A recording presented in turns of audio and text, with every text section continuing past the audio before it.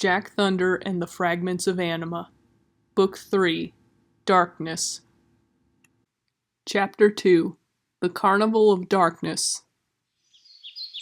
A rainbow materialized on the outskirts of the Nursery Rhyme District just as Jack Thunder, Frosti, Sun, Razor, and Buckthorn slid down it one by one.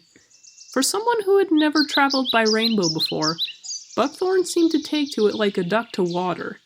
She landed on the ground somewhat roughly, but still on her feet. The same couldn't be said for San, though his arrival was a bit more graceful than last time. That is, if you count landing on your behind rather than on your face graceful. He grunted in exasperation as he got to his feet.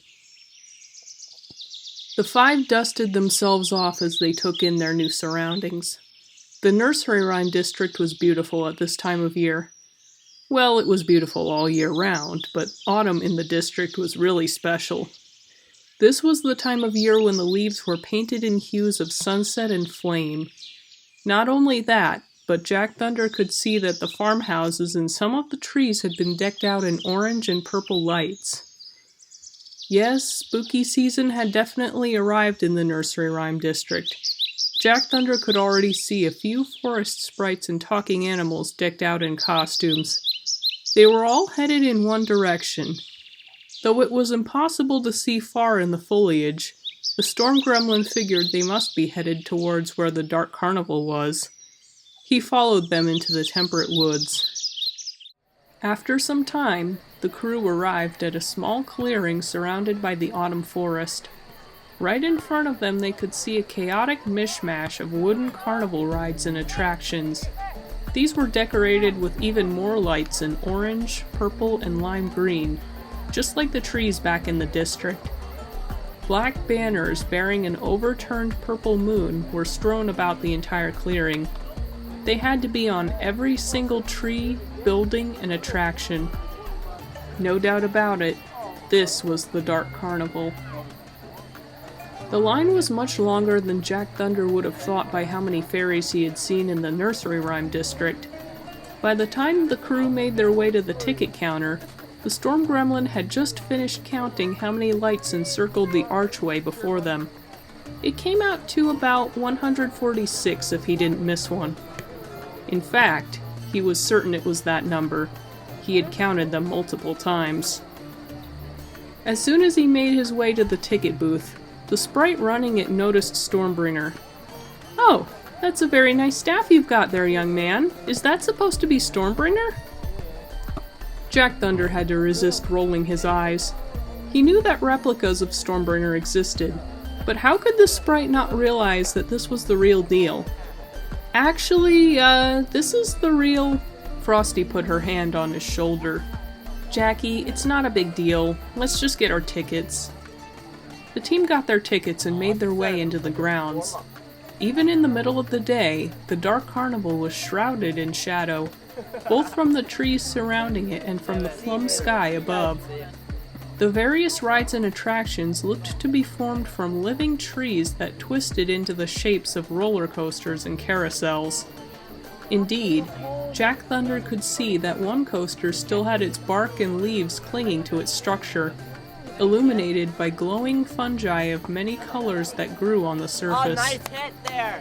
But that wasn't all. If you looked closely, you would notice a violet aura surrounding each and every single one of the attractions. Powerful dark magic gave them artificial life, enabling them to run even in the absence of a motor or any other mechanical equipment. Frosti spotted a black and white nekomata near a tall redwood tree, talking to some harlequin gremlins, ash-skinned and dressed in pied jumpsuits of red and purple. She wasn't surprised. The two-tailed cat people regularly worked at the Dark Carnival. After all, none of the attractions would function if it weren't for the Dark Fairy's ability to breathe life into dead things, including dead wood, which all the rides were made from. Frosti wouldn't have even taken notice if she hadn't heard the tail end of the group's conversation. "So, the master plan is going through?" "Yep, everything's all set up. Pretty soon, everyone in this carnival will get exactly what they paid for. I hope you're right. The nekomata's third eye crystal, the moon-shaped magenta stone in the center of his forehead, flickered faintly. Exactly what they paid for? Frosti turned to San. Did you just hear that? I'm afraid I didn't. What's wrong? He asked her. Those harlequin gremlins over there were just talking to that nekomata. That one gremlin said that everyone here would get exactly what they paid for. And by his tone, it doesn't sound like anything good. San grunted. Out of all times to have to deal with this again. Are you sure they weren't just talking about a performance? Well, Frosti hesitated. No, but it just seems like with all that's happened, the Wendigos keep popping up again and again. Maybe I'm just being paranoid, I don't know. Wait a minute. Where did those two go? Sure enough, Jack Thunder and Buckthorn were nowhere to be found. Seriously, Jackie? You just run off and don't say anything? I'm sure they'll be fine, San reassured her. They're not little kids anymore. Besides, they've got their fragments with them. I'm sure they'll be fine. He was right. At least for now, they could handle themselves. Frosti was more interested in that nekomata. What was he planning? What were they planning? Jack Thunder stared up at the stuffed dragon hanging just above him, determined. He had promised Buckthorn he would win something for her, and that little dragon was just the perfect thing. All he had to do was knock over the bottles in the center of the stage. He gave the attendant, a gray tabby nekomata with yellow eyes and an amber third eye crystal, 3 coins. The attendant handed him 5 balls. Razor leapt up on the counter as Jack Thunder took aim. Jack Thunder's first throw missed by nearly a foot, but with every throw his aim got better and better, until he threw the very last ball. It struck the stack of bottles head-on and the tower collapsed. Or at least it was supposed to collapse. Instead, the ball bounced off the stack and fell to the floor. It was as if the bottles were glued to the table in front of him. Seriously? I just saw the ball hit them. But you didn't knock them over now, did you? The attendant replied, not bothering to look up from his magazine.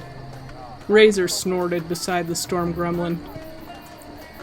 Another nekomata with orange tabby fur, celadon green eyes, and an amethyst third eye crystal passed through and caught wind of their conversation.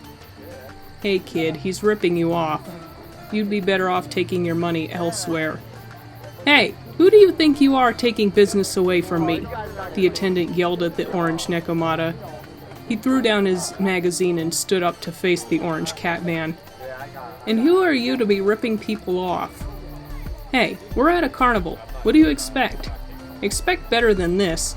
I ought to scratch your ears off right here and now. I'd like to see you try. Jack Thunder and Razor ran from the booth. Neither one of them wanted to see the catfight that was about to go down. Jack Thunder sighed. So much for that. So he wasn't going to get Buckthorn anything from the games here. Maybe he should check out the shops? That sounded like a good idea. He made his way around the giant circus tent that rested in the center of the grounds. It was black and purple, the colors of the dark element. Jack Thunder remembered how his book said that one of the 6 champions of Alterus, the Great Strombolio, had come from the Circus of Shadows. Jack Thunder got another idea. If Strombolio was here, the Storm Gremlin was definitely set on getting his autograph. Maybe he could get one for Buckthorn too. She might like that. He continued to circle the tent until he got to the entrance.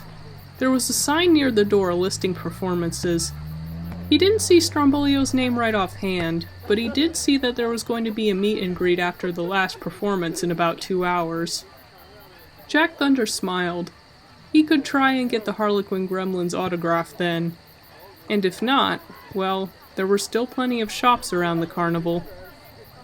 As he and Razor walked away to the shopping section of the grounds, neither noticed a group of Harlequin Gremlins mulling about near the tent. eyes locked on the staff tied to the storm gremlin's back.